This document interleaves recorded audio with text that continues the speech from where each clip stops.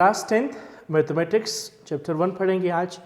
Chapter 1 है हमारे पास quadratic equation.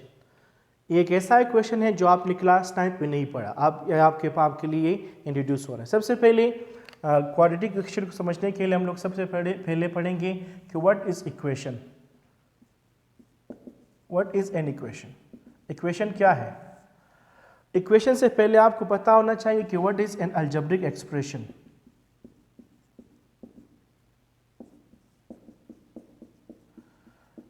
Last year class 9th में आपने अलजेब्रिक एक्सप्रेशन पढ़ा होगा, तो आप देख लें हमारे पास ये 3x + 5 ये हमारे पास क्या है?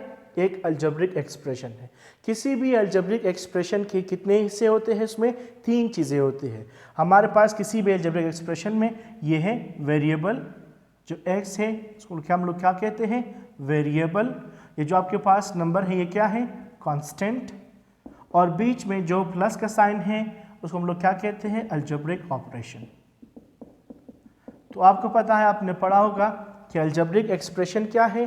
किसी भी the combination of variables, constants and algebraic operation.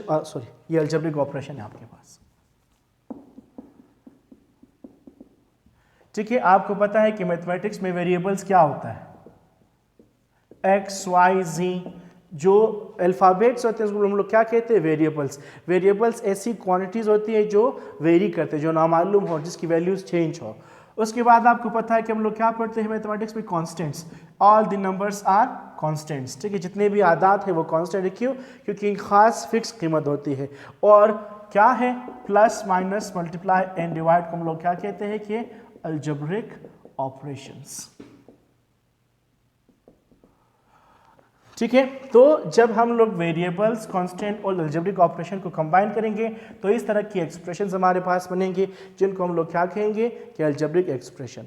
तो आप अगर इस अलजेब्रिक एक्सप्रेशन में 3x + 5 इक्वलिटी का साइन आप डाल दें इक्वल टू 0, तो आपके पास ये क्या बनेगा? एक इक्वेशन। तो कोई भी ऐसा एक्सप्रेशन जिसमें इक्वल साइज या इक्वलिटी साइन इन्वॉल्व हो, ठीक है, उसको हम लोग क्या कहते हैं? कि इक्वेशन। या आपके पास इक्वेशन है। What is equation? कोई भी एक्सप्रेशन जिसमें इक्वलिटी साइन इन्वॉल्व हो, ठीक है, या इक्वेशन उसमें या इक्वलिटी होल्ड कर रही हो, उसको हम लोग क्या कहते हैं? इक्वेशन।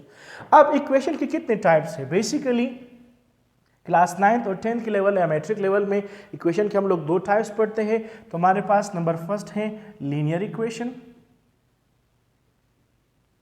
और दूसरा हमारे पास है कि क्वाड्रेटिक इक्वेशन।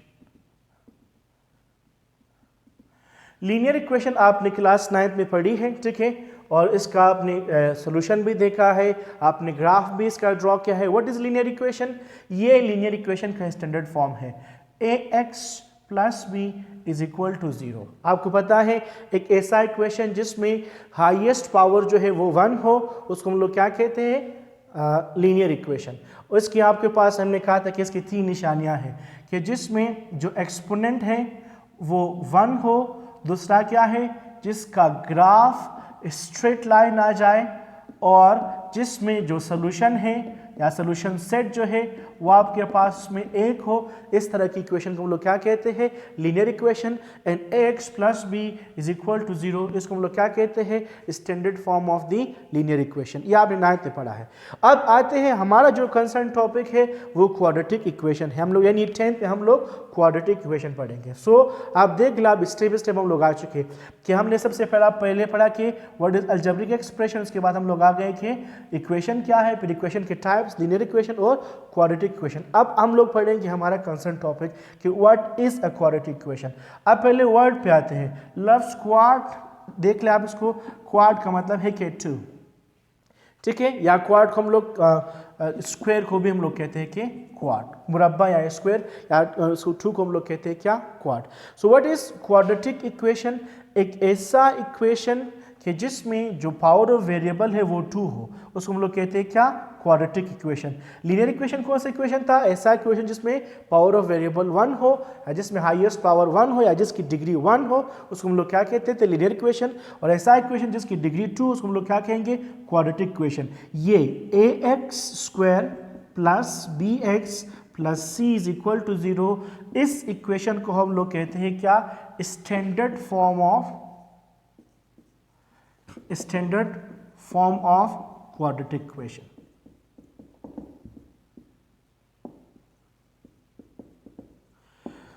तो यहां से डेफिनेशन ढूंढेंगे इसके लिए कि किस तरह इसको डिफाइन कर सकते हैं। What is quadratic equation? An equation whose degree is 2। ठीक है, एक ऐसा इक्वेशन कि जिसका जो डिग्री है, जिसमें जो हाईएस्ट पावर है वो 2 हो, उसको हम लोग क्या कहते हैं कि क्वाड्रेटिक इक्वेशन। जिस तरह इसकी 3 निशानियां थी कि इसकी एक्सपोनेंट जो है या डिग्री उसका 1 होता था और ग्राफ स्ट्रेट होता था और सोल्यूशन सेट जो है, इसी तरह क्वाड्रेटिक इक्वेशन के लिए भी निशानियां हैं कि क्वाड्रेटिक ऐसा इक्वेशन कि जिसमें जो डिग्री है, जो हाईएस्ट पावर है, जो एक्सपोनेंट है वो 2 हो, जिसमें सोल्यूशन सेट वो हमेशा 2 सोल्यूशन सेट दे हमें, और जिसका ग्राफ हमेशा कर्व लाइन हो। इस तरह की इक्वेशन को हम लोग क्या कहते हैं, क्वाड्रेटिक इक्वेशन। ये आपके पास ये ax square plus bx plus c है, इसका स्टैंडर्ड फॉर्म है। तो कोई भी ऐसा इक्वेशन कि जिसका में हाईएस्ट पावर आपके पास, ये किसी और शक्ल में भी आ सकता है, लेकिन इसका स्टैंडर्ड फॉर्म यही होगा, ax square plus bx plus c is equal to 0। So what is, यहाँ से एक पूरा डेफिनेशन उठाते हैं, उसकी पूरी निशानियाँ। What is a quadratic equation? सबसे पहले मीनिंग, क्वाड का मतलब है 2, तो यहाँ से लेते हैं कि व्हाट इज क्वाड्रेटिक इक्वेशन? एक ऐसा इक्वेशन जिसमें जो हाईएस्ट एक्सपोनेंट, हाईएस्ट पावर या जो डिग्री है उसका 2 हो, और जिसके 2 सॉल्यूशन सेट्स हो, और जिसका ग्राफ कर्व लाइन ना जाए, इस तरह की इक्वेशन को हम लोग क्या कहते हैं, क्वाड्रेटिक इक्वेशन। हम चैप्टर 1 में पढ़ेंगे, क्लास 10 के चैप्टर 1 में पढ़ेंगे कि क्वाड्रेटिक इक्वेशन को सॉल्व करने के तरीके। अब आपको बताऊंगा कि हमारे पास method to solve quadratic equation, methods to solve quadratic equation। ये चैप्टर 1 में आप सिर्फ यही चीज पढ़ेंगे। तो बेसिकली हमारे पास क्वाड्रेटिक इक्वेशन को सॉल्व करने के 3 तरीके हैं। नंबर फर्स्ट, हम लोग किसी भी क्वाड्रेटिक इक्वेशन को पहले फैक्टराइजेशन से हल कर सकते हैं। हम लोग क्या कहेंगे कि by factorization method.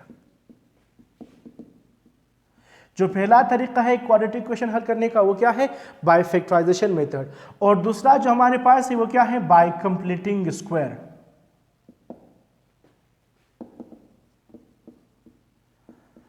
Bye completing square method. और लास्ट में हमारे पास जो क्या है वो क्वाड्रेटिक फॉर्मूला है।